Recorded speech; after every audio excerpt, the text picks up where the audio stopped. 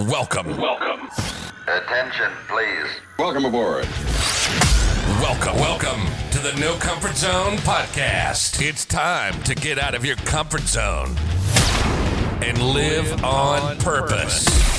Broadcasting to the world from Rockford, Illinois. This is your wake-up call. Warning. You are the solutions to all your problems. Stop thinking average. Become the hero version of yourself. Every day, every time, without fail, no exceptions. It all matters. You've entered the No Comfort Zone. It's time for a reality check.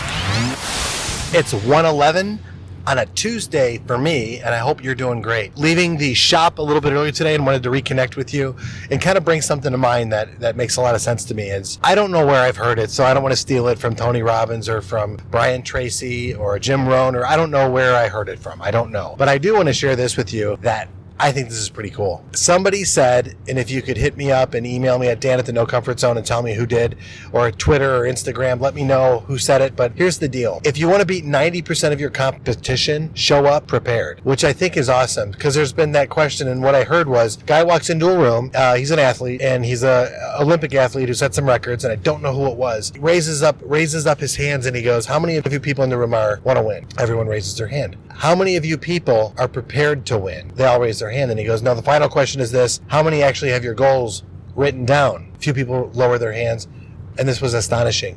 How many people have your goals with you right now? Winner, chicken dinner. I can say that. I have my goals with me everywhere I go because I focused on that blueprint, and I know exactly where I'm at, and I know exactly where it is I want to go. And what's interesting, he said, you can beat 90% of your competition by showing up prepared to win. And being prepared to win means having your goals. What are your goals? What are your objectives? What are the milestones that you want to hit? I want a body that's going to be 180 pounds, ripped. I want to be at 7%, 9%, whichever healthy, I don't even know. I think I want to be at 12% because I'm currently not there. I think that's my goal, be 180 pounds and a 12% body fat. 49 years old, if you're a personal trainer, if you're in that world, tell me, where should I be at? I don't know. That's a good goal for me. You're hearing rumble strips right now because I'm driving, as I do when I do my podcasting. So hopefully it didn't distract you as much as me stopping and telling you what's distracting you. If you want to have a certain amount of money in the bank, it's great to have the ideal of the money in the bank, but what's the reason for it? Do you just want to have those deceased notables in your bank account or have access to them? Because I have money, but what do you want? Do you want wealth, success? Do you want, time? That's what wealth equals to me, according to Robert Kiyosaki. To him, he said money equals time, is in his book, Rich Dad, Poor Dad. So physically fit, mentally, where do you want to be? I'm really focusing on the spiritual side right now, and the reason I'm doing that is because I do want to become a greater version of myself physically, and I'm working on it. A greater version of myself when it comes to success and wealth.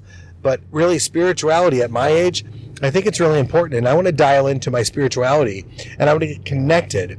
I want to get my intellect connected to my subconscious, connected to the surroundings of where I'm at, because I really do believe that after going through the No Comfort Zone model, the method I created, I created a better reality for the people around me. You can even ask them.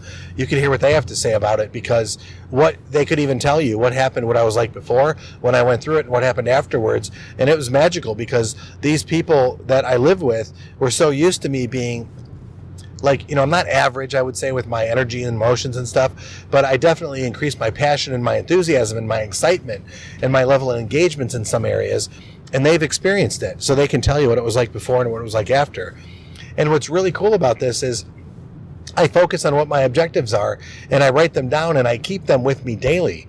And I just recently did a YouTube video where I talk about the 7 effective steps to goal setting according to the book Think and Grow Rich. And I really think I did a good job with it, more rumble strips.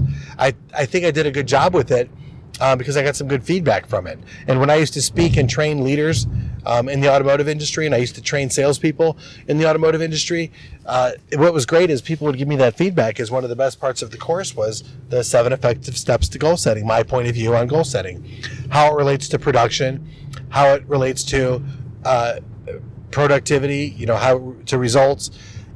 in that industry. But from a personal point of view, it's really big. So you ask yourself, if I knew I couldn't fail, what would I do? And then you start to write down your goals. And when preparing to win in your family, what can you do to make yourself the most, the best father, the best husband, the best spouse, the best, whatever it is, whatever your ideal is? By writing it down, you're taking one step closer towards putting that intention into reality. Then you put yourself into the blueprint that I created, becoming aware of where you're at, identifying how you got there, deciding where it is you want to go, the catalog of life. Who do I want to be? What do I want to have? What do I want to do? How does that look? Create your ideal day, the ideal version of yourself, and then start taking action for it. And taking action for it might be something as simply as writing it down. I want to be a 180 pound, a 12% body fat person that's happy, joyous, and free in his body, that really enjoys the vitality of being healthy, has enough youthfulness to be able to play with his 10-year-old son, and has enough energy to sustain his high ambitions throughout the day. I know that's pretty good. Ask yourself a question: what person do I want to be? Keep asking that question. What you're going to find out is you're going to create the ideal you. Then you put the application together. Then you get prepared by, you know what your goals are, you know where you want to be at, and now you've beat 90% of your competition. Who's your competition? Everybody. Everybody. Your competition is average. You want to beat average. You want to be the ideal version of yourself. It is time to actually, and very literally, start working towards your ideal. And the way that you do that is taking the action step necessaries. Become aware of where you're at. Identify where you want to go, decide who you want to be, and then take action. That is the first step of the No Comfort Zone Blueprint. And if you need more information, go to thenocomfortzone.com. Download the blueprint. I've got 5 instructional videos that come right after that, one on a daily basis, that'll actually help you get all the way to momentum. And that's where the real magic happens, when you start having momentum. But it brings to attention all the areas in your life that you should focus on when it comes to where you're at, what goals you want, how you get there, and what information you need to obtain momentum. And when you have momentum, man, that's where it all happens, man. When you have momentum, that's where problems seem to diminish. That's where solutions seem to be, attracted to you. That's where the right people step into place for you. And it's all about that momentum. But how do you get there? That's what the blueprint's all about. If you want to beat 90% of your competition, take the time to write out your goals. Carry them with you everywhere you go. Look at them often. Review them often. It's one of the first things I do in the morning. Every morning is I rewrite my goals in the morning. And I do review them throughout the day. And the best part is reflecting on, at the end of the day, did I take a step in the right direction when it came towards my goals? And the answer is yes. I do that every day, every time, without fail, no exceptions. I hope you have the best day ever because you're prepared. Thanks for listening to my podcast. This is Dan signing out from the No Comfort Zone, helping you get out of your comfort zone so you can live on purpose. Say goodbye. Want more of the No Comfort Zone?